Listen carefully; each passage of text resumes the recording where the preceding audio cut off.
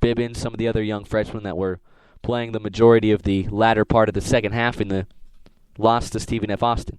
I turned it off with 10 minutes to go in the second half. I was disgusted, as were the majority of Long Beach State fans.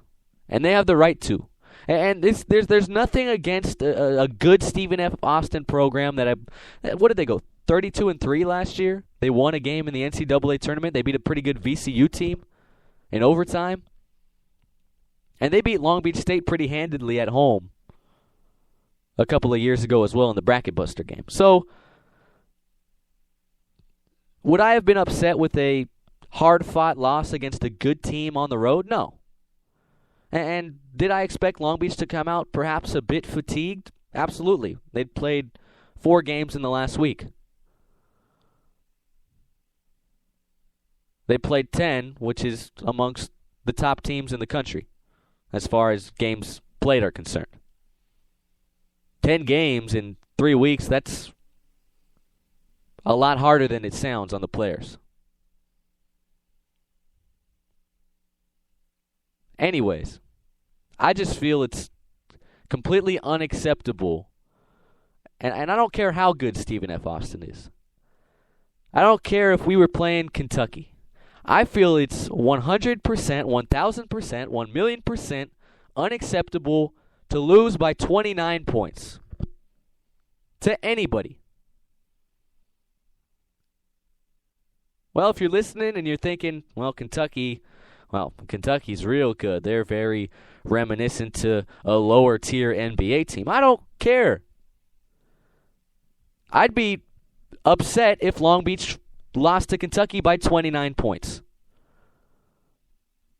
I don't even know if Long Beach would lose to Kentucky by 29 points. But I can't help but put this 29-point loss at Stephen F. Austin on Coach Munson and the seniors.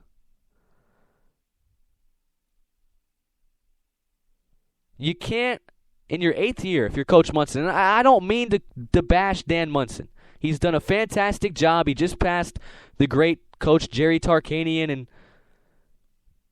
all-time wins amongst Long Beach State head coaches. I have no problem with Dan Munson.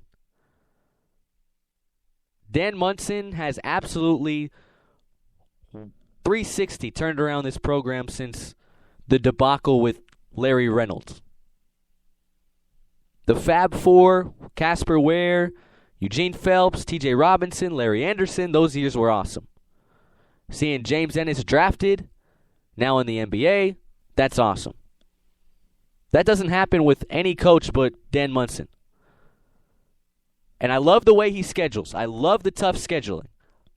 A plethora of national exposure year in and year out. He's put Long Beach State basketball on the map.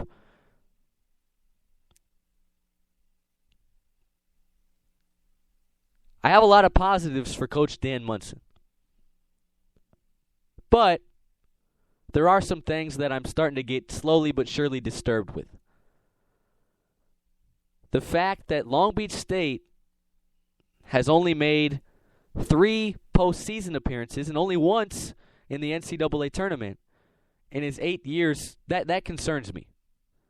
And he just signed an extension, so I'm not calling for Dan Munson's head by any means. I'm not. I don't think anybody at Long Beach State should. But I just feel, no matter what the circumstances, I don't care if we were playing a week straight, then travel to the most boring town in Texas and take on Stephen F. Austin. You have no excuse to lose by 29 points in your 8th year running a program to another mid-major. Stephen F. Austin is a good team. I've reiterated that throughout the last couple of minutes. But I really feel that I'm owed an apology. As a Long Beach State fan, this is absolutely unacceptable. I feel that the entire fan base is owed an apology. I feel the way I felt Friday night after the loss to Stephen F. Austin was the same exact feeling I got the last time Long Beach State went to the state of Texas and lost to Baylor by 46 points in the NIT. Unfortunately, I can understand a little bit more than this loss. I understand the 46-point loss to a Big 12 team that had a couple of NBA guys on it in Baylor, to a 29-point loss in the regular season to a good Stephen F. Austin team, but who knows if any of these guys on the Lumberjacks roster are going to make it to the league. That team had the tall man, the Baylor team that Long Beach State lost to by 46 points had the big center. I believe his name's Isaiah Austin, the one that unfortunately had a disease and can no longer play basketball, but he was a heck of a player. He was a projected first-round pick. They had Pierre Jackson, Gary Franklin as well. They had a lot of good players on that Baylor team. And Long Beach State, they came into that one deflated, understandably. You just lost in your conference tournament. You had NCAA tournament hopes, and those were crushed by UC Irvine a couple of years ago, before the debacle at Baylor.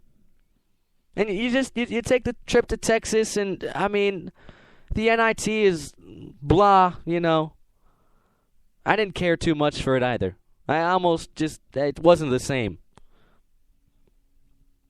So, as unacceptable as that 46-point loss was, I understand it just a little bit.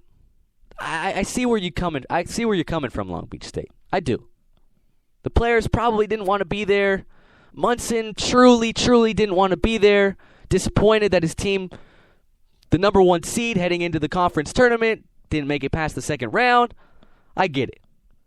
But when you're coming off of a win against Nevada at home, a win against Xavier at a neutral site, 3 out of your last 4, don't you have some momentum on your side to pull yourself together, to find a way to at least compete? I feel I'm owed an apology. I felt I was owed an apology after the debacle at Baylor. I'll let it slide.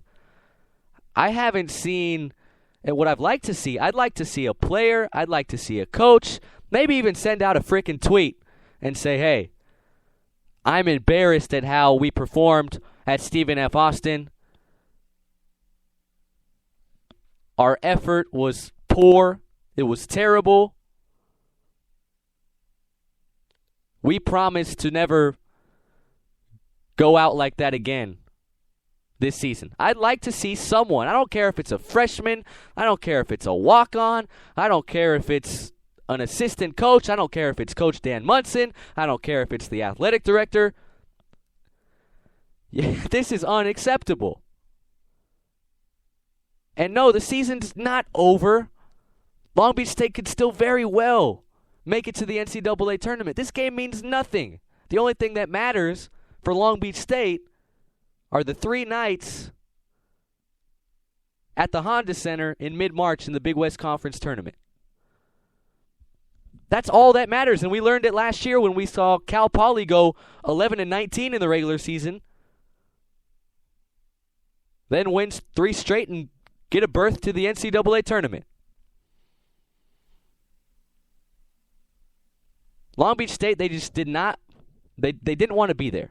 They didn't want to be at the William R. Johnson Coliseum in Texas at Stephen F. Austin on Friday. And if you're Long Beach State, you have to play that game because of the contractual agreement of the bracket buster game from a couple of years ago.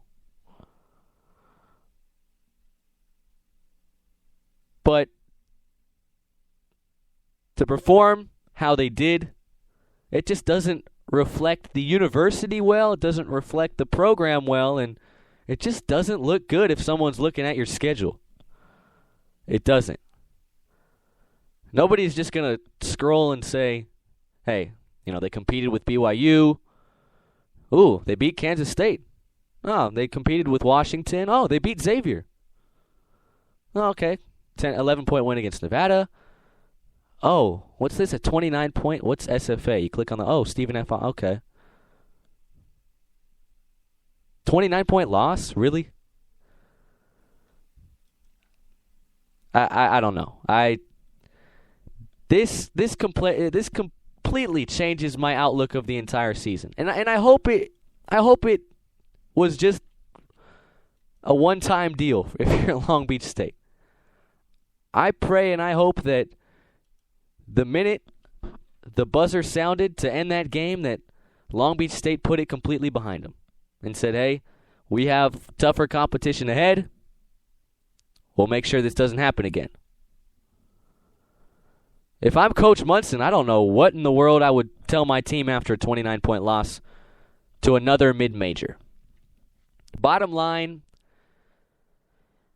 in a program like Long Beach State, a program that wants to be on the rise, wants to find its way to being a Wichita State, VCU, Butler-type program, something like Gonzaga.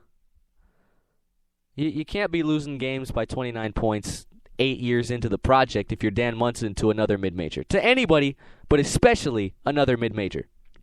Even if it is one of the top 10 mid-major programs like Stephen F. Austin is.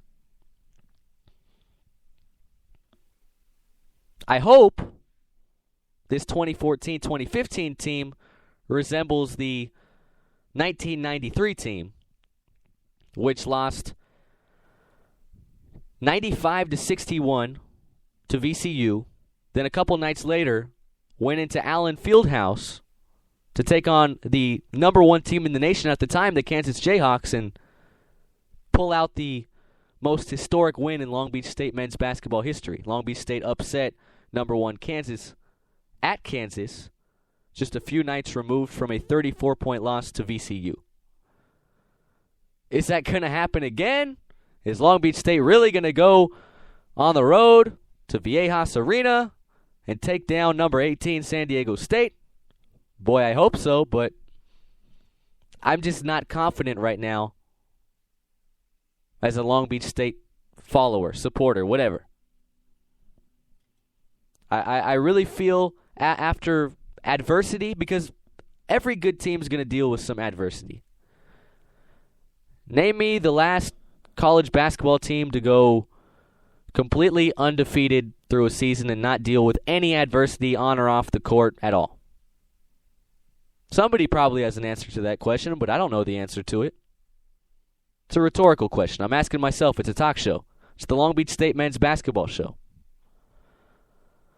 We'll step aside here. We'll take our first break. When we come back, we'll preview the hellacious road trip for Long Beach State, which features games at SDSU, at number 8 Texas, at number 24 St. John's, at Syracuse, and at Louisville. You're listening to the Long Beach State men's basketball show on Spreaker.com's own National Sports.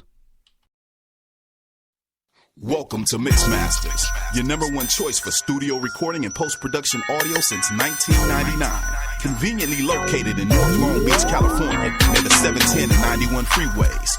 We are the one-stop shop for mixtapes, original beats, ghostwriting, audio mastering, graphic design, and CD duplication. Our pricing starts as low as $20 an hour, and all new customers get their first hour free. Featuring a friendly staff of skilled engineers, the most convenient hours available, and welcoming guests of all ages and skill levels. You can even leave with a DVD video of your session. So text or call for an appointment today at 562-355-2302. That's 562-355-2302.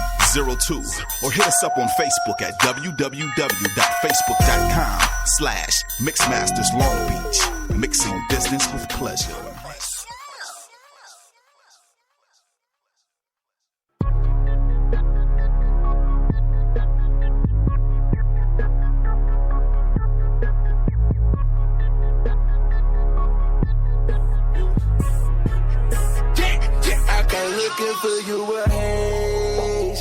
Welcome back into the Long Beach State men's basketball show on Spreaker.com's own National Sports. I'm your host, Chris Sylvester, and thanks for tuning in on this Monday afternoon, a couple of days before Long Beach State makes the trip down the I-5 freeway to take on